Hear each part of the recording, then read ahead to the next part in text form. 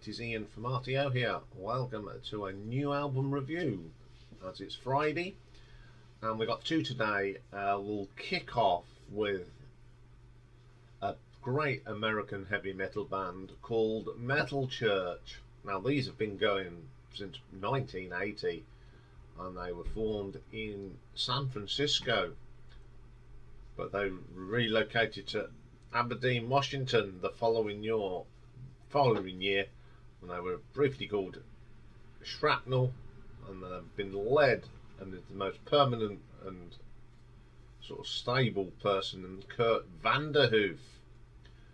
They've now released 13 albums, and they were considered the integral part of that Seattle heavy metal scene back in the 80s. Very big band. Their first albums, 3 albums, entered the top 100 on the US Billboard. They've dealt with conflict and paranoia and social commentary. They've had quite a lot of people through the band, bassist, guitarist, vocalist, but Vanderhoof has been the constant creative force.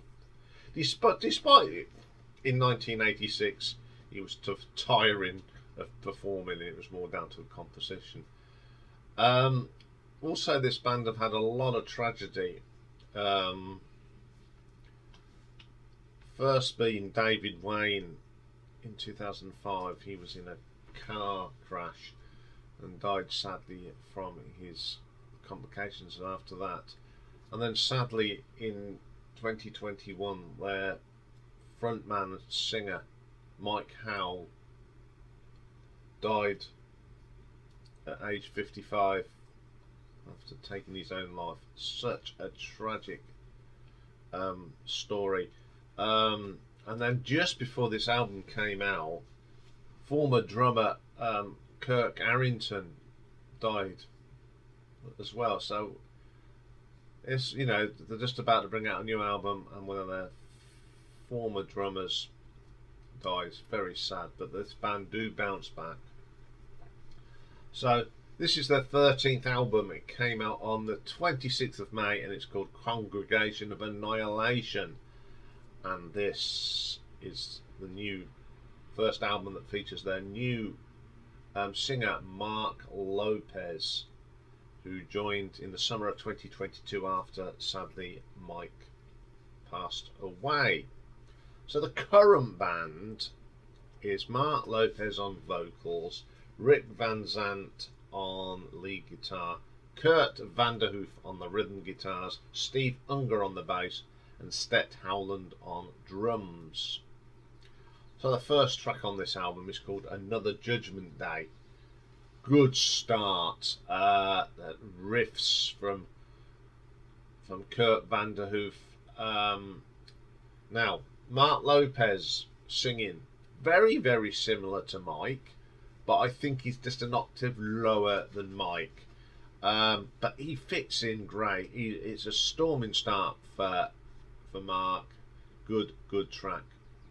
Second track is the title track, Congregation of Annihilation. I just call this good old-fashioned heavy metal.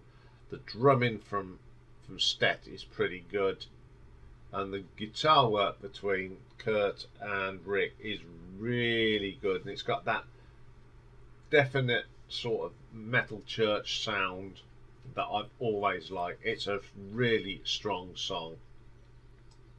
Then we get Pick a God and Pray. This is dominated by the great bass line and the interplay between all 3 guitarists. They work off each other so well. It's a brilliant track. Children of the Lie. At the moment, this is my favourite track. I love playing this one. Got a great guitar solo from Rick on this, backed up with powerful driving riffs of Kurt. Absolutely amazing stuff. Then we get Me, the Nothing. This is some brilliant interplay, twin guitar, shredding, riffing, soloing from both Rick and Kurt. Brilliant. Love that track. Then we get Making Monsters.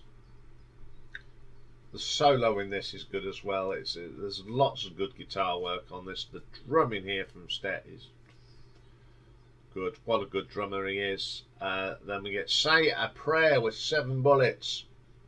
Very solid track. Just does what it says on the tin, really. It's just good old-fashioned heavy metal.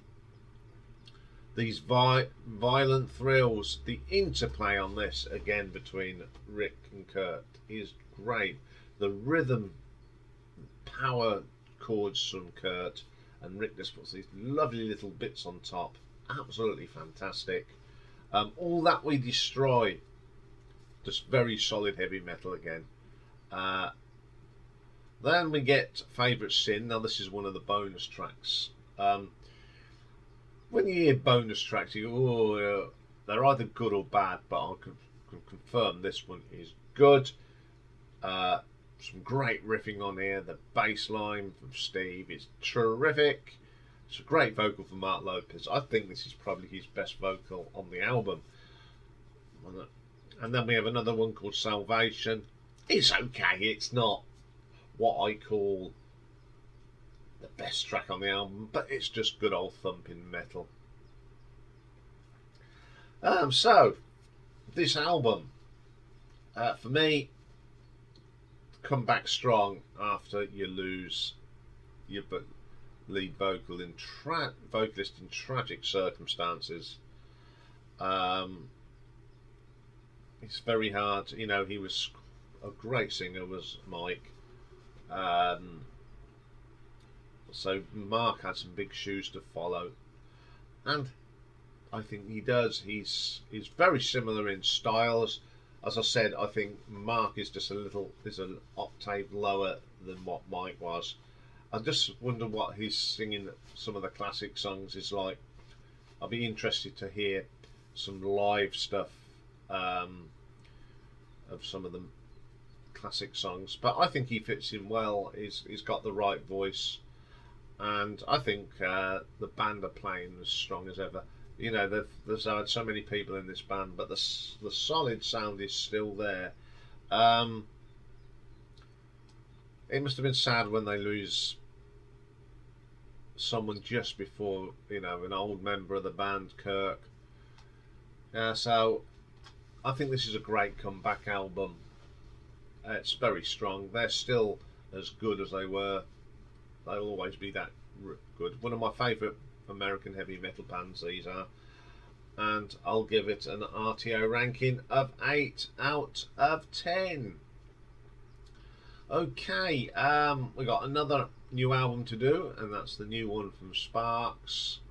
The Girl Is Crying in Her Latte. So join me for that. Bye for now.